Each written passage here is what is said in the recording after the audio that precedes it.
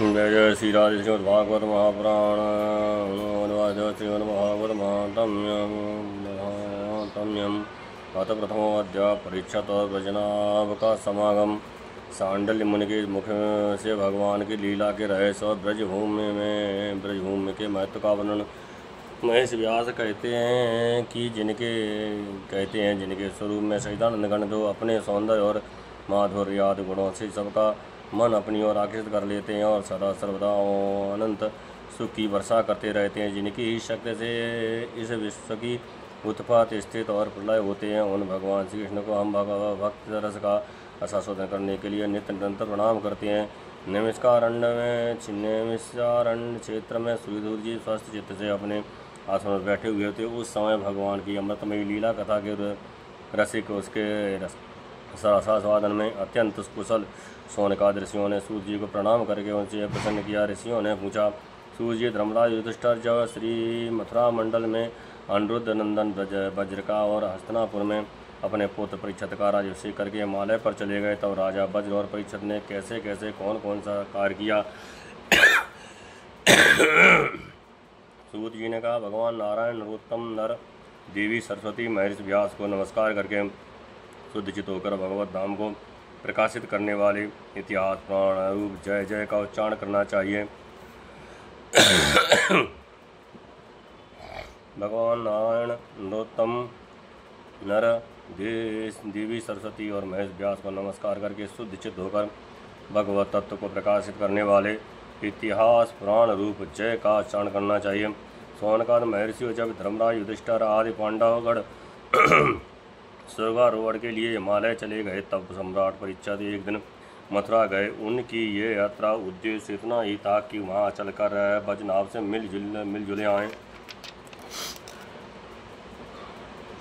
जब बजनाभ को यह समाचार मालूम हुआ कि मेरे पिता तुल्य परीक्षित मुझे मिलने के लिए आ रहे हैं, तब उनका हृदय प्रेम से भर गया। उन्होंने नगर से आगे बढ़कर उनकी आगमनी की, चरणों में प्रणाम किया और बड़े प्रेम से उन्हें अपने महल में ले आए। और वीर परीक्षित भगवान श्री कृष्ण के परम प्रेमी भक्त थे। उनका नित्य निरंतर आनंद घन श्री कृष्ण चंद्र में ही रहता था। उन्होंने भगवान श्री कृष्ण के प्रपोत्र ब्रजनाभ का बड़े प्रेम से आलिंगन किया। इसके बाद अंतःपुर में जाकर भगवान श्री कृष्ण की रोहिणी आदि पत्नियों को नमस्कार किया। रोहिणी आदि श्री कृष्ण पत्नियों ने भी सम्राट परीक्षित का अत्यंत सम्मान किया। वे विश्राम करके जब आराम से बैठ गए, तब उन्होंने बजनाभ से यह बात कही। रावण परीक्षित ने कहा, हे तात, तुम्हारे पिता और पितामहों ने मेरे पितामहों को बड़े संकटों से बचाया है। मेरी रक्षा भी उन्होंने ही की है। प्रिय बजनाभ, यदि मैं उनके उपकारों का बदला चुकाना चाहूँ तो किसी प्रकार भी नहीं चुका सकता। इसलिए मैं तुमसे प्रार्थना करता हूँ कि तुम सुखपूर्वक अपने राजकाज में लगे रहो। तुम्हें अपने खजाने की, सेना की तथा शत्रुओं को दबाने आदि की तनिक भी चिंता न करनी चाहिए। तुम्हारे लिए कोई कर्तव्य है तो केवल एक ही है, वह यह है कि तुम्हें अपनी माताओं की खूब प्रेम से भली भांति सेवा करते रहना चाहिए। यदि कभी तुम्हारे ऊपर कोई आपत्ति विपदा आए, तब किसी कारणवश तुम्हारे हृदय में अधिक क्लेश अनुभव हो तो मुझे बताकर निश्चिंत हो जाना, मैं तुम्हारी सारी चिंताएं दूर कर दूंगा। सम्राट परीक्षित की ये बात सुनकर बजनाभ को बड़ी प्रसन्नता हुई। उन्होंने राजा परीक्षित से कहा, बजनाभ ने कहा, महाराज, आप मुझसे जो कुछ कह रहे हैं वे सर्वथा आपके अनुरूप है। आपके पिता भी मुझे धनुर्वेद की शिक्षा देकर मेरा महान उपकार किया है, इसलिए मुझे किसी बात की तनिक भी चिंता नहीं है, क्योंकि उनकी कृपा से मैं क्षत्रियोचित सूरवीरता से भलीभांति संपन्न हूँ।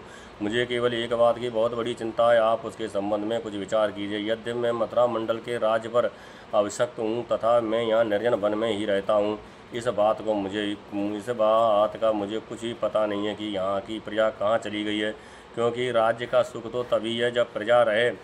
राजा का सुख तो तभी है जब प्रजा रहे। जब बजनाभ ने परीक्षित से ये बात कही, तब उन्होंने बजनाभ का संदेह मिटाने के लिए महर्षि सांडिल्य को बुलवाया। ये ही महर्षि सांडिल्य पहले नंद आदि गोपों के पुरोहित थे। परीक्षित का संदेश पाती महर्षि सांडिल्य अपनी कुटी छोड़कर वहाँ पहुँचे।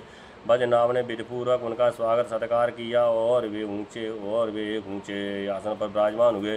राजा परीक्षित ने बजनाभ की बात उन्हें कह सुनाई। इसके बाद महेश सांडल ने बड़ी प्रसन्नता से उनको सांत्वना देते हुए कहने लगे। सांडल जी ने कहा, प्रिय परीक्षित और वैजनाभ, मैं तुम लोगों से ब्रजभूमि का रहस्य बतलाता हूँ, तुम दत्तचित्त होकर सुनो। ब्रज शब्द का अर्थ है व्याप्य। इस वृद्ध वचन के अनुसार व्यापक होने के कारण ही इस भूमि का नाम ब्रज पड़ा। सत्व रज तम इन तीनों गुणों से अतीत जो पर ब्रह्म है वही व्यापक है, इसलिए उसे ब्रज कहते हैं। वह सच्चिदानंद स्वरूप परम ज्योतिर्मय और अविनाशी है। जीवन मुक्त पुरुष उसी में स्थित रहते हैं। इस पर ब्रह्म स्वरूप ब्रजधाम में नंदन भगवान श्री कृष्ण का निवास है। उनका एक एक अंग सच्चिदानंद घन स्वरूप है। वे आत्मा राम और आत्मकाम हैं। प्रेम रस में डूबे हुए रसिक जन ही उनका अनुभव करते हैं। भगवान श्री कृष्ण की आत्मा है राधिका। उनसे रमण करने के कारण ही रहस्य रस के मर्मज्ञ ज्ञानी पुरुषों ने आत्मा राम कहते हैं। काम शब्द का अर्थ है कामना। अभिलाषा ब्रज में भगवान श्री कृष्ण को वांछित पदार्थ है। गौ ग्वाल वाल गोपियाँ और उनके साथ लीला विहार आदि भी सबके सब यहाँ नित्य प्राप्त हैं। इसी से श्री कृष्ण को आत्मकाम कहा गया है। भगवान श्री कृष्ण की यह रहस्य लीला प्रकृति से परे है। वे जिस समय प्रकृति के साथ खेलने लगते हैं उस समय दूसरे लोग भी उनकी लीला का अनुभव करते हैं। प्रकृति के साथ होने वाली लीला में ही रजोगुण, सत्वगुण और तमोगुण के द्वारा सृष्टि स्थिति और प्रलय की प्रतीत होती है। इस प्रकार ये निश्चय होता है कि भगवान की लीला दो प्रकार की है, एक वास्तविक और दूसरी व्यावहारिक। वास्तविक लीला स्वसंवेद है। उसे स्वयं भगवान और उनके रसिक भक्तजन ही जानते हैं। जो जीवों के सामने जो लीला होती है वह व्यवहारिक लीला है। वास्तविक लीला के बिना व्यवहारिक लीला नहीं हो सकती है, परंतु व्यवहारिक लीला का वास्तविक लीला के राज्य में कोई प्रवेश नहीं है हो सकता। तुम दोनों भगवान की इस लीला को देख रहे हो। व्यवहारिक लीला यह पृथ्वी और स्वर्ग आदि लोग इसी लीला के अंतर्गत हैं। इसी पृथ्वी पर यह मथुरा मंडल है। यही वह ब्रजभूमि है जिसमें भगवान की वही वास्तविक रहस्य लीला गुप्त रूप से होती रहती है। वे कभी कभी प्रेम पूर्ण हृदय वाले रसिक भक्तों को सब ओर से दिखने लगती है। कभी 28वें द्वापर के अंत में जब भगवान की रहस्य लीला के अधिकारी भक्तजन यहाँ एकत्रित होते हैं, जैसा कि इस समय भी कुछ काल पहले हुए थे, उस समय भगवान अपने अंतरंग प्रेमियों के साथ अवतार लेते हैं। उनके अवतार का ये प्रयोजन होता है कि रहस्य लीला के अधिकारी भक्तजन भी अंतरंग परिकरों के साथ सम्मिलित होकर लीला रस का आस्वादन कर सकें। इस प्रकार जब भगवान अवतार ग्रहण करते हैं उस समय भगवान के अभिमत प्रेमी देवता और ऋषाद भी सब और अवतार लेते हैं। कभी कभी जो अवतार हुआ था उसमें भगवान अपने सभी प्रेमियों की अभिलाषाएं पूर्ण करके जब अंतर्धान हो चुके हैं। इससे यह निश्चय हुआ कि यहाँ पहले 3 प्रकार के भक्तजन उपस्थित थे। इसमें कोई संदेह नहीं है। उन तीनों में प्रथम तो उनकी श्रेणी है जो भगवान के नित्य अंतरंग पार्षद हैं, जिनका भगवान से कभी वियोग होता ही नहीं है। दूसरे वे हैं जो एकमात्र भगवान को पाने की इच्छा रखते हैं, उनका अंतरंग लीला में अपना प्रवेश चाहते हैं। तीसरी श्रेणी में देवता आदि हैं। इनमें से जो देवता आदि के अंश अवतीर्ण हुए थे उन्हें भगवान ने ब्रजभूमि से हटाकर पहले ही द्वारका पहुंचा दिया था। फिर भगवान ने ब्राह्मण के सांप से उत्पन्न मूसल को निमित्त बनाकर युद्धकुल में अवतीर्ण देवताओं को स्वर्ग में भेज दिया और पुनः अपने अपने अधिकार पर स्थापित कर दिया। तथा जिन्हें एकमात्र भगवान को ही पाने की इच्छा थी उन्हें प्रेमानंद स्वरूप भगवान श्री कृष्ण ने सदा के लिए अपने नित्य अंतरंग पार्षदों में सम्मिलित कर लिया। जो नित्य पार्षद हैं वे यद्यप यहाँ गुप्त रूप से होने वाली नित्य लीला में सदा ही रहते हैं, परंतु जो उनके दर्शन के अधिकारी नहीं हैं ऐसे पुरुषों के लिए वे भी अदृश्य हो गए हैं। जो लोग व्यवहारिक लीला में स्थित हैं वे नित्य लीला का दर्शन पाने के अधिकारी नहीं हैं। इसलिए यहाँ आने वाले को सब और निर्जन वन सूना ही सूना दिखाई देता है, क्योंकि वे वास्तविक लीला में स्थित भक्तजनों को देख नहीं सकते। इसलिए वैजनाभ तुम्हें तनिक भी चिंता नहीं करनी चाहिए। तुम मेरी आज्ञा से यहाँ बहुतों से गाँव बसाओ।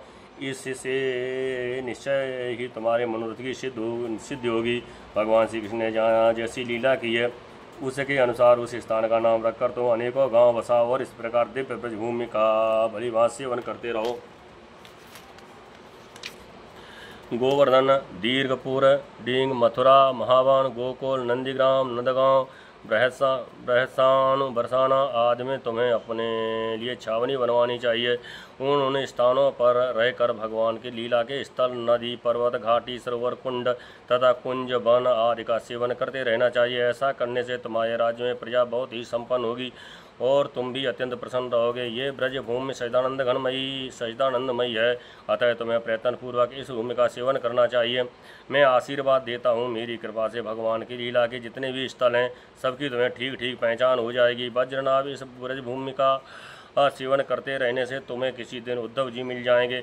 फिर तो अपनी माताओं सहित तुम उन्हीं से इस भूमिका तथा भगवान की लीला का रहस्य भी जान लोगे। मुनिवर सांडल जी उन दोनों को इस प्रकार समझा बुझाकर भगवान श्री कृष्ण का स्मरण करते हुए अपने आश्रम पर चले गए। उनकी बातें सुनकर राजा परीक्षित और वज्रनाभ दोनों ही बहुत प्रसन्न हुए। इत श्री स्कंदे महापुराण एकाशीतसहस्रायां संहितायां द्वितीयो वैष्णवखंडे श्रीमद्भागवत महात्म्य शाण्डिल्योपदिष्ट ब्रजभूमि महात्म्यं वर्णनं नाम प्रथमोऽध्याय। जय जय श्री राधे।